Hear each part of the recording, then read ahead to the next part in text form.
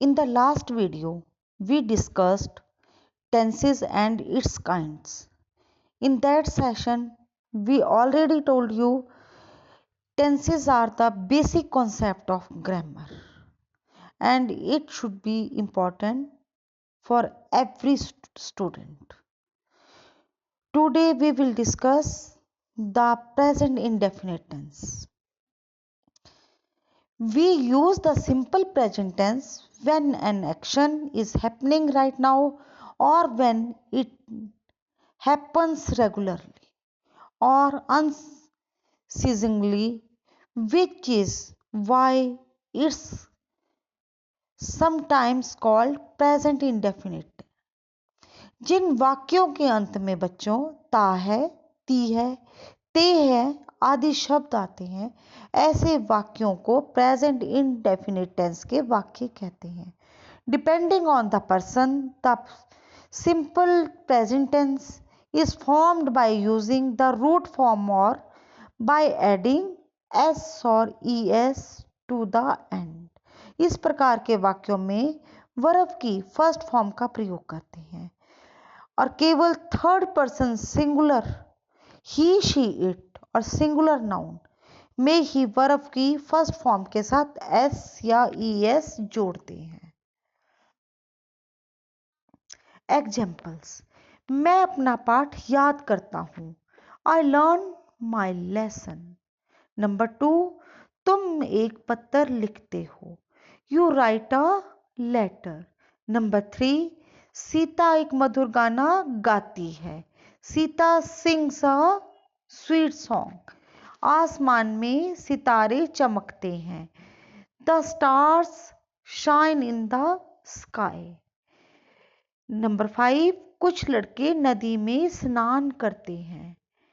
Some boys take bath in the river. अब बच्चों देखो इसमें सीता सिंगुलर नंबर है और साथ में ही थर्ड पर्सन है, तो इसके साथ क्या आया, सिंग्स आया है. वर्ब की फर्स्ट फॉर्म के साथ एस का प्रयोग हुआ है. अब किसके साथ एस लगना है, किसके साथ नहीं लगना है, इन रूल, इसके लिए भी रूल्स हैं. अब इन रूल्स को हम आगे पढ़ते हैं.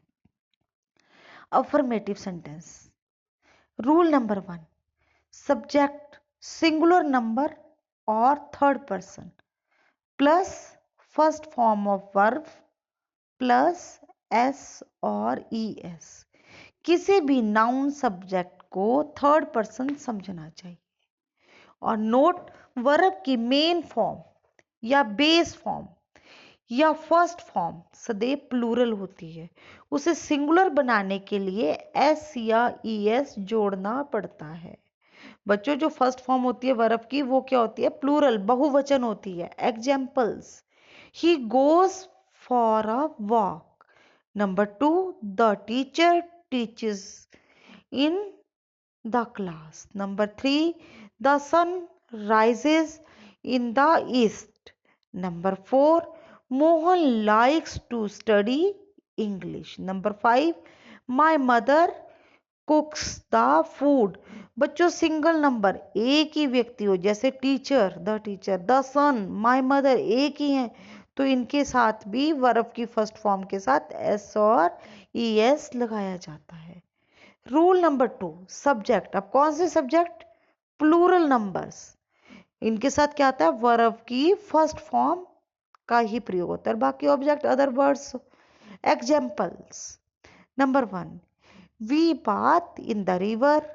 Number 2, they play football. Number 3, the children make a noise. Number 4, the boys fly kites. Number 5, the girls sing prayer. Rule number 3, I और यू के साथ वर्ब में एस और es नहीं आता. बच्चों आई और यू है तो सिंगुलर नंबर, पर क्या है, ये फर्स्ट पर्सन है, इसलिए एस और es नहीं आता. Examples. I get up early in the morning. Number 2, you work hard. Number 3, I like to read story books. Number 4, you play the guitar. Number 5, I help him. Negative sentences, अब इसके rules की बात करते हैं। Rule number 1, इनमें एक वचनकर्ता के साथ वर्ब की फर्स्ट फॉर्म के पहले डज नॉट का प्रयोग करते हैं। अब कौन सा कर्ता, कौन सा सब्जेक्ट, सिंगुलर नंबर और थर्ड पर्सन के साथ plus does not plus verb की फर्स्ट फॉर्म। अब वर्ब की फर्स्ट फॉर्म के साथ एस क्यों नहीं लगा, क्योंकि डज लग रहा है बच्चों यहाँ, इसलिए इसके साथ वर्ब के साथ एस और एस नहीं लगा। Example, she does not eat eggs. Number 2, he does not catch the thief. Number 3, my father does not like coffee. Number 4, Radha does not cook the food. Number 5, Ravan does not learn the lesson.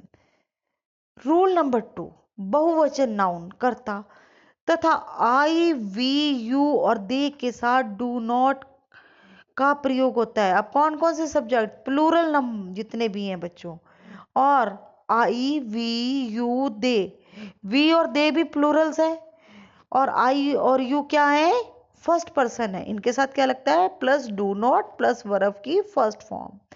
अब examples, I do not learn my lesson. Number 2, we do not read our books. Number 3, you do not go to school. Number 4, they do not play hockey. Number 5, the boys do not fly kites. Rule number 3, अगर वाक्य में कभी नहीं हो तो verb से पहले never लगाते हैं और डू और डस नहीं लगाते। Subject plus never plus verb की फर्स्ट फॉर्म, और पर वर्ब की फर्स्ट फॉर्म के साथ बच्चों एस और ई एस लगता है, और plus object. Examples, he never tells a lie. Number 2, they never fight. ये बच्चों सिंगुलर नंबर है, थर्ड पर्सन है, तो टेल के साथ क्या लगा, S. Interrogative sentences, interrogative sentences में रूल नंबर 1, इंटेरोगेटिव सेंटेंसेस में ही, शी, इट और एक वचन नाउन कर्ता के साथ डज वाक्य में कर्ता से पहले लगाया जाता है और बाद में वाक्य के अंत में प्रश्न सूचक चिन्ह अवश्य लगाते हैं। अब क्या होता है, डज सबसे पहले आएगा बच्चों, फिर आएगा प्लस सब्जेक्ट, सब्जेक्ट कौन से, सिंगुलर नंबर और थर्ड पर्सन, और plus first form of verb, और उसके बाद क्या लगेगा, क्वेश्चन मार्क साइन, ये जरूर लगाना है बच्चों। Examples, number 1, does he read a book. Number 2, does she not write a letter? Number 3, does Rajat win the race? Number 4, does the driver drive the car? Number 5, does the child drink milk? Rule number 2, I, we, you, they और बहुवचन noun कर्ता के साथ सबसे पहले do और फिर कर्ता और फिर वर्ब की फर्स्ट फॉर्म लगाते हैं और वाक्य के अंत में प्रश्नवाचक चिन्ह लगता है। अब कैसे लगेगा, डू प्लस सब्जेक्ट, सब्जेक्ट कौन से हो गए बच्चों, plural number I, we, you, they, अब फिर क्या आएगा, प्लस वर्ब की फर्स्ट फॉर्म और फिर क्वेश्चन मार्क साइन एंड में। Example, do I give you a pen. Number 2, do we tell a lie. Number 3, do they play football. Number 4, do the students make a noise. Number 5, do you know me. Rule number 2, अगर वाक्यों के बीच में कब, क्यों, क्या आदि प्रश्नवाचक शब्द हो तो सबसे पहले इनकी अंग्रेजी, फिर डू और डज, फिर कर्ता, फिर वर्ब की फर्स्ट फॉर्म और वाक्य के अंत में प्रश्नवाचक चिन्ह। अब जैसे व्हेन, व्हाई, व्हाट पहले आएगा, फिर डू और डज आएगा, उसके बाद बच्चों सब्जेक्ट और फिर वर्ब की first form. Example, why does she come here. Number 2, when does he go to school. Rule number 4, कितना, how much, how many, which के साथ संबंधित नाउन भी आते हैं और वाक्य के अंत में प्रश्नवाचक चिन्ह। अब कैसे है इसका, हाउ मैनी, हाउ मच, विच वगैरह आएंगे तो प्लस उसके बाद क्या आएगा, सब्जेक्ट, और उसके बाद आएगा डू और फिर आएगा ऑब्जेक्ट। और examples, which book do you want. Number 2, how many pencils do they want. Rule number 5, interrogative negative और इंटेरोगेटिव सेंटेंसेस की तरह ही होते हैं, अफर्मेटिव सेंटेंसेस की तरह ही होते हैं, केवल कर्ता के बाद नॉट लगा देते हैं। इस वाक्यों में हु वाले वाक्यों में भी डू या डज लगाते हैं। हु प्लस डू और डज, सब्जेक्ट प्लस नॉट और object. Examples, does she not write a letter. Number 2, who does not like milk. Thank you. उम्मीद है कि आपको ये वीडियो पसंद आई हो।